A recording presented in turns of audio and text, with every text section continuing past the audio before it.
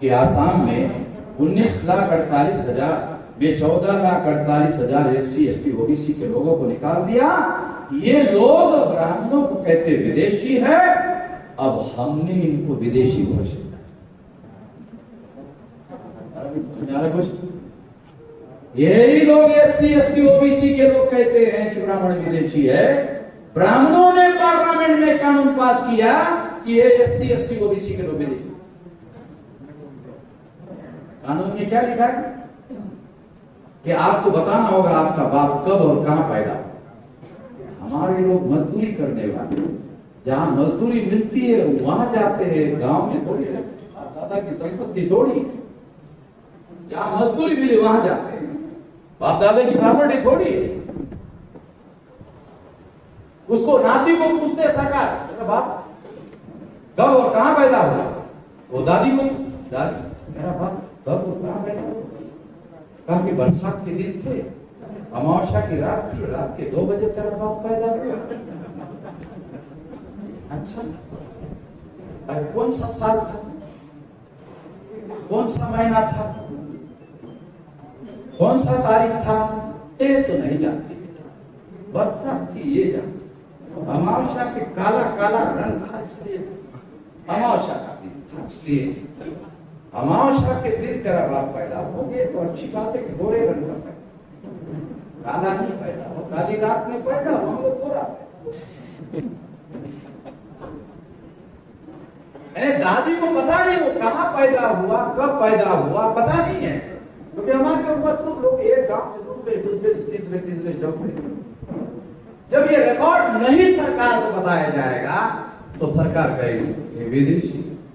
ऐसा कानून ब्राह्मणों ने बनाया। ब्राह्मणों का तो DNA कह रहा है विदेशी है, मगर हमको विदेशी घोषित करने के लिए नया तरीका बनाया और पार्लियामेंट से RSS ने कानून पास किया।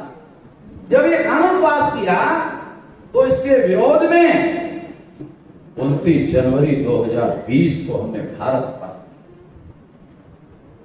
बंद, तो 5 लाख मुसलमान थे जिनको निकाला जाएगा आसाम में। तो उन्होंने सोचा देश में तो करोड़ों निकाल जाएगा, छोटे से राज्य में 5 लाख मुसलमानों को निकाला, सारे देश भर से तो करोड़ों मुसलमानों को निकाला जाएगा।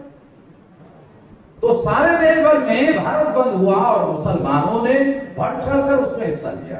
सारे देश भर में 7 से उससे भी बड़ा पहले भारत बंद से भी भारत बंद हो गया, ज्यादा भारत बंद हो गया। और जब भारत बंद हो गया उसके दूसरे दिन RSS के लोग, बीजेपी के लोग, विश्व हिंदू परिषद के लोग दिल्ली में बैठे सोचने लगे कि हमने 50 साल से SC ST OBC को मुसलमानों से लड़ाया, मुसलमानों से भिड़ाया, और वामन मेश्राम ने एक तरफ SC ST OBC को इकट्ठा किया और दूसरी तरफ मुसलमानों को इकट्ठा करके जोड़ा, दोनों को जोड़ा। जिस 50 साल से हम जिनको लड़ा रहे, यदि ये कानून हमने लागू कर दिया, सारे देश भर में लागू कर दिया, तो वामन मेश्राम को SC ST OBC प्लस मुसलमानों को इकट्ठा करने का मौका मिलेगा। समझ आ रहा है? राजनीति है, इतना आसान नहीं समझ में आता। राजनीति है, बच्चों का खेल नहीं है राजनीति। राजनीति का मतलब है राजा बनाने की नीति, छोटा मामला नहीं है। तो उन्होंने सोचा ये सारे SC ST OBC plus minority के सारे लोग इकट्ठा हो जाएंगे। हमारा कानून अगर हमने लागू कर दिया तो अमर मेश्राम को मौका मिल बड़े आसानी से इकट्ठा कर लेगा, बिल्कुल आसान हो जाएगा। क्योंकि लागू होते ही विवाद खड़ा हो जाएगा, बस उसी का मौका देकर अमर मेश्राम सभी को इकट्ठा कर लेगा, जैसे भारत बंद में किया। और अगर SC ST OBC माइनॉरिटी के लोग इकट्ठा हो गए तो अगले 10 साल में वामन मेश्राम की सरकार बनी। तो समझ में आ रहा है? मैं कोई काचे नहीं खेल रहा, कंचे नहीं खेल रहा है। मैं कंचे नहीं खेल रहा हूँ, बच्चों का खेल नहीं खेल रहा हूँ।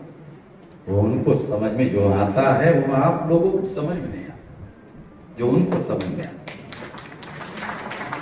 ये SC ST OBC माइनॉरिटी को इकट्ठा करने के लिए हमारा सहयोग हो जाएगा, इकट्ठा हो जाएंगे, इकट्ठा कर लेगा आसानी से, और दिल्ली में इनकी सरकार हो जाएगी। और अगर इनकी सरकार हो गई तो क्या होगा?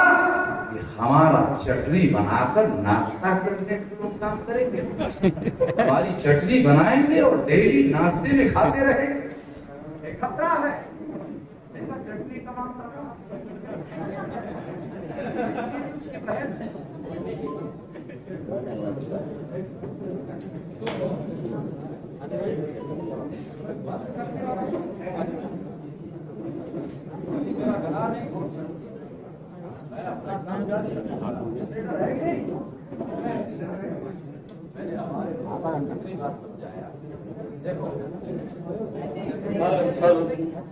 हेलो,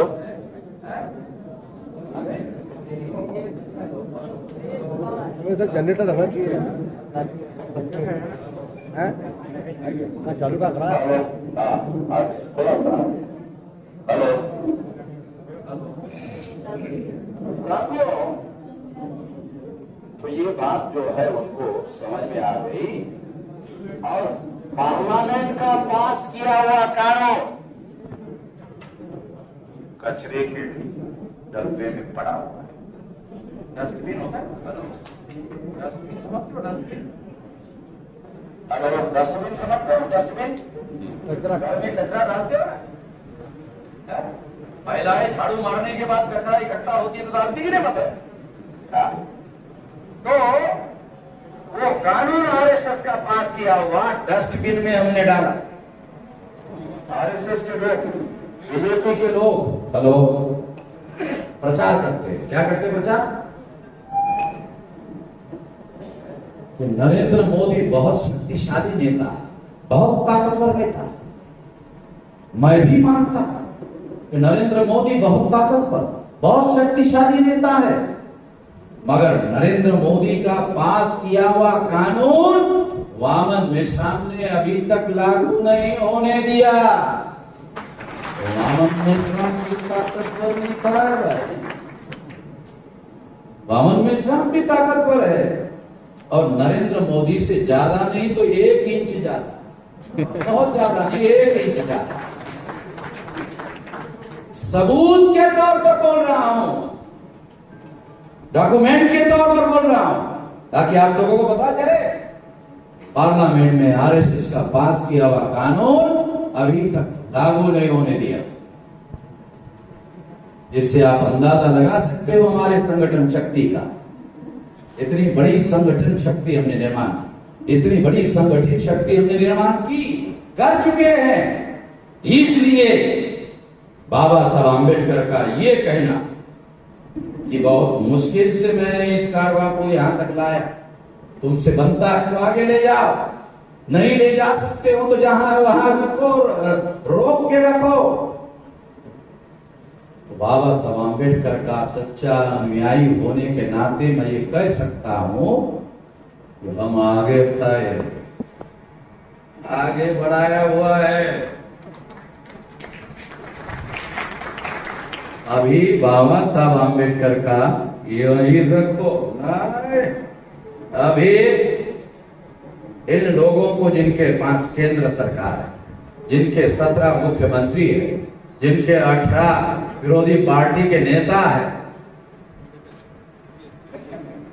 कई हजार MLA है, 303 मेंबर पार्लियामेंट है, केंद्र में सरकार है, प्रधानमंत्री उनका है, तो RSS के लोग कहते हैं ये सब सारा हमारा है। एक बात हमारा नहीं, कौन सा? कि हम वामन मेश्राम को भारत बंद करने से रोक नहीं पाए। ये सारा हमारा,